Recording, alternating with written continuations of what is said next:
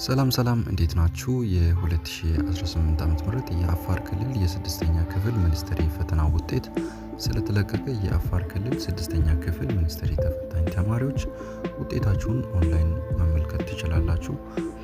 ውጤታችሁን ለመመልከት በስልካችሁ ላይ ክሮም ብራውዘር በመክፈት afar6.ministry.et ብላችሁ ሰርች በማድረግ ሬጂስትሬሽን ነምበራችሁን በማስገባት ውጤታችሁን መመልከት ትችላላችሁ። ከዚህ በተጨማሪ ይህንን ቴሌግራም ቻናል ጆይን በማድረግ ውጤታችሁን ማየት ትችላላችሁ። መልካም ውጤት።